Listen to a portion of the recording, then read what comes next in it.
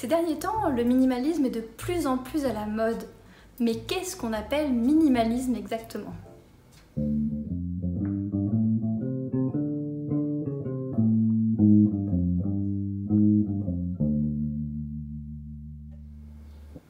Bonjour et bienvenue, merci infiniment d'être là aujourd'hui. Je suis Florie et je suis écrivaine de science-fiction et de polar, parfois en même temps. Et aujourd'hui, j'ai envie de vous présenter dans une petite capsule assez courte ma définition personnelle du minimalisme. Alors pourquoi j'ai eu envie de parler de ça ? Bon, déjà parce que c'est un phénomène ou un mouvement, on va le dire, qui est de plus en plus grand public et dont on parle de plus en plus dans les médias, en vidéo, en podcast, à la télé, etc. Et du coup, comme tout phénomène qui devient de plus en plus grand public, et ben j'ai l'impression que la définition s'éparpille un petit peu et devient de plus en plus simpliste, peut-être, je sais pas. Et l'autre raison pour laquelle j'avais envie de vous en parler, c'est que, comme vous le savez, j'ai une série de vidéos qui s'appelle Simplicité, et j'en parle dans le podcast Simplicité aussi. J'ai envie de continuer à vous parler de minimalisme un petit peu sur cette chaîne, et je me suis dit que ça pourrait être pas mal de clarifier ce que moi, personnellement, en tant que créatrice de ce contenu et en tant que personne qui pratique le minimalisme depuis plus de 10 ans, comment moi je définis le minimalisme, quelle signification je mets personnellement derrière ça, pour que vous sachiez un petit peu de quoi je parle quand sur mes contenus à moi, je vous parle de minimalisme. Et je pense que c'est important parce que finalement on peut mettre un petit peu tout et n'importe quoi derrière ce terme. Et ce que j'ai envie de vous inviter à faire, c'est écoutez si ça vous intéresse la manière dont moi je vois les choses. N'hésitez pas à aller voir si le concept vous intéresse à droite et à gauche, comment d'autres personnes voient les choses, pour finalement vous construire votre propre définition du minimalisme. Une définition qui va vous être utile à vous en fait et qui va vous aider à aller vers une vie plus en accord avec ce que vous voulez en fait, arriver à tirer du minimalisme ce que vous avez envie d'en tirer quelque part. Donc, pour faire vraiment simple et basique, ma définition du minimalisme, c'est d'apprendre à discerner le superflu de l'essentiel, puis ôter le superflu de notre vie pour faire place à l'essentiel et laisser se développer l'essentiel. Vraiment laisser la place pour ce qui est vraiment important finalement pour nous. Tout simplement, pour moi le minimalisme c'est ça.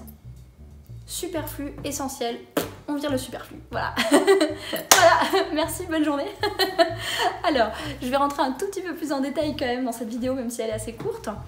Alors, qu'est-ce que j'appelle discerner le superflu de l'essentiel ? Justement, pour moi, le principe même du minimalisme, c'est d'apprendre à discerner pour vous, dans votre vie, par rapport à vos valeurs, vos priorités, votre mode de vie, vos contraintes, vos préférences, qu'est-ce qui vous est superflu. C'est-à-dire que je pars du principe dès le départ qu'il n'y a pas de recette magique dans le minimalisme et qu'il n'y a pas de mode d'emploi du minimalisme. C'est-à-dire que vous pouvez avoir des guides, des expérimentations que vous pouvez faire pour vous aider, par exemple.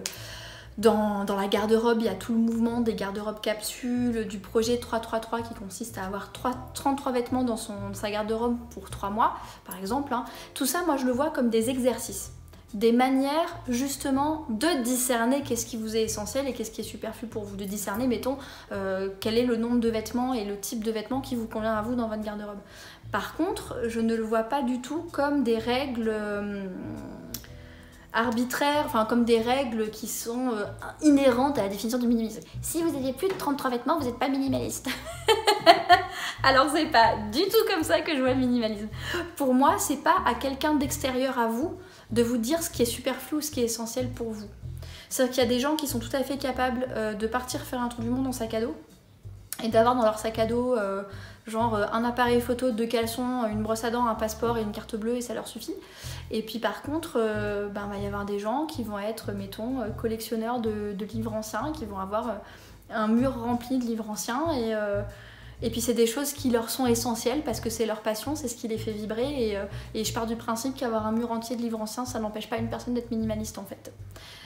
Parce que la base du minimalisme, c'est en fait la conscience, l'intention derrière ce qui rentre chez nous et ce qui rentre dans notre vie de manière générale et d'être capable de discerner qu'est-ce qui m'est essentiel, qu'est-ce qui m'est superflu et ensuite de faire des efforts pour virer le superflu. Voilà, donc qu'est-ce que ça veut dire? Donc la première chose c'est quelque chose qui est complètement subjectif, c'est votre essentiel, c'est votre superflu, et pour moi le principe de base du minimalisme c'est ça, c'est que c'est chacun sa définition de l'essentiel et du superflu, et c'est le fait d'en prendre conscience qui est pour moi l'étape de base du minimalisme en fait, de prendre conscience de ce qui est essentiel et superflu pour vous. Donc ensuite, la question c'est essentiel et superflu, mais dans quel domaine? Donc évidemment, le point d'entrée, on va dire, du minimalisme, c'est le domaine matériel. Donc ça va être parmi les choses que vous possédez, de manière générale, que ce soit chez vous, dans la cave ou le grenier de vos parents, en box de stockage quelque part, peu importe où, mais tous les objets qui vous appartiennent, lesquels sont essentiels, et lesquels sont superflus. Alors essentiel, ça veut dire quoi? Ça veut dire évidemment essentiel au style de vie et au mode de vie et aux nécessités de la vie quotidienne. Donc ça peut être, pour moi c'est essentiel d'avoir une casserole, un four, des tupperwares, des assiettes, des couverts, etc. Parce que tous les jours je mange et qu'il faut cuisiner ce que je mange par exemple. Il faut des vêtements dans une garde-robe parce qu'on vit dans une société où on se balade pas à poil dans la rue, voilà. Donc ça c'est vraiment, on va dire, l'utilité basique. Après il n'y a pas que ça. Pour moi un objet essentiel ça peut aussi être un objet qui est chargé de souvenirs, de nostalgie, qu'on a envie de garder auprès de soi pour des raisons sentimentales par exemple. L'essentiel ça peut aussi être un essentiel en termes de praticité. C'est-à-dire qu'on peut vivre sans, mais c'est quand même vachement plus pratique avec. Ça peut être aussi un essentiel en termes d'esthétique. Moi je sais que j'aime beaucoup les jolies choses, j'aime beaucoup, je passe beaucoup de temps chez moi puisque je suis indépendante, et du coup pour moi le critère esthétique est assez important, et même si par exemple un vase avec du coton là ça sert à rien, et ça me sert à quelque chose puisque ça me sert à avoir un intérieur plus agréable à vivre, plus confortable, etc.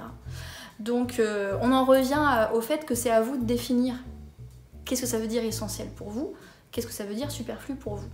Pour moi, qu'est-ce que ça veut dire superflu? Ça veut dire que ça n'apporte rien à ma vie, ça n'apporte pas d'utilité, ça n'apporte pas d'esthétique, ça n'apporte pas de confort, ça n'apporte pas de plaisir, ça n'apporte pas de bons souvenirs, ça n'apporte pas de connexion sociale, ça n'apporte rien de positif à ma vie. Voire, donc ça c'est déjà superflu si ça m'apporte rien, mais voire il y a des choses qui m'emmerdent la vie en fait.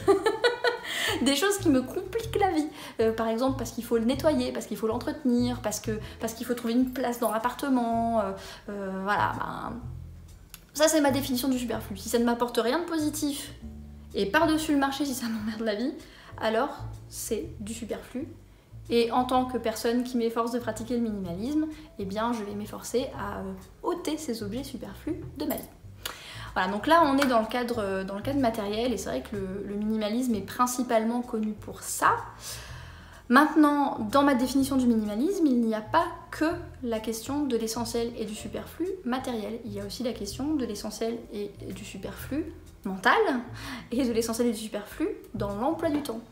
Donc typiquement tout ce qui est attention, distraction, toutes les notions autour du slow par exemple la question des notifications du téléphone portable qui m'interrompent, et ça pour moi c'est du superflu temporel et du superflu mental. Parce que quand j'ai un réseau social qui fait sonner mon téléphone pour me dire que Bob a posté une photo de pizza sur Instagram alors que j'étais en plein flow dans l'écriture de mon roman, que du coup ça m'interrompt, que du coup il me faut encore 10 minutes derrière pour me replonger dans mon truc et pour retrouver mon flow, et ça c'est du superflu que je veux enlever avec mon minimalisme. Donc du coup pour moi dans le minimalisme il y a aussi cette notion de comment est-ce que je passe mon temps. Qu'est-ce qui me prend du temps? Est-ce que ce qui me prend du temps correspond à mes priorités? Qu'en est-il de mon espace numérique? Donc tout ce qui est email, application, notification, ce genre de choses-là. C'est aussi de l'espace mental. Il y a aussi toute la notion de minimiser, en tout cas d'optimiser tout ce qui est organisation pour pas avoir des tas de bordel dans ma tête. Donc c'est aussi ça le minimalisme mental, c'est tout ce qui est en rapport avec la méthode Getting Things Done, on en reparlera je pense, mais l'idée est qu'un système d'organisation, je crois que j'ai fait une vidéo là-dessus, que pour moi le but ultime d'un système d'organisation, c'est de faire en sorte que les pensées générées par mon cerveau soient traitées, qu'elles soient plus dans mon cerveau. Et ça pour moi ça fait partie du minimalisme mental. C'est-à-dire que quand il y a des idées qui sont générées par mon cerveau, de les sortir de là, et de trier quelles sont les idées superflues et quelles sont les idées essentielles, de traiter les idées essentielles, de virer les idées superflues, de manière à... parce que ce soit pas trop le bazar là-dedans, quoi. Voilà.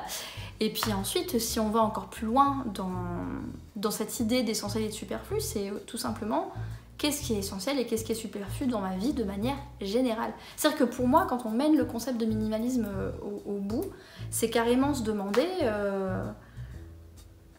quels sont les choix de vie que je suis en train de faire au quotidien et est-ce que c'est ça la vie que j'ai envie de mener en fait. Ça amène à se poser des questions sur ses choix professionnels, sur ses choix familiaux, ses choix sociaux, sur les choix de la ville dans laquelle on habite, du quartier dans lequel on habite, de combien on paye de loyer ou de remboursement immobilier, et est-ce que ça vaut tout le temps qu'on passe à travailler pour gagner cet argent pour pouvoir rembourser tout ça.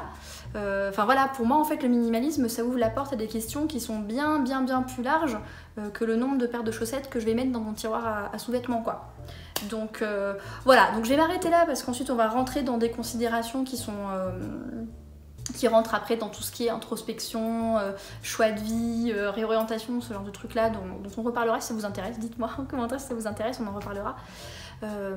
Mais pour la question de la définition du minimalisme, voilà, s'il y avait une chose à retenir, c'est pour moi, et à vous de voir si cette définition vous plaît ou pas pour vous-même, mais pour moi, le minimalisme, c'est de savoir discerner le superflu de l'essentiel par rapport à moi dans ma vie, et de faire tout ce que je peux pour virer ce qui est superflu et garder ce qui est essentiel, et surtout, le fait d'avoir viré le superflu, ça laisse de la place pour ce qui est essentiel de se développer.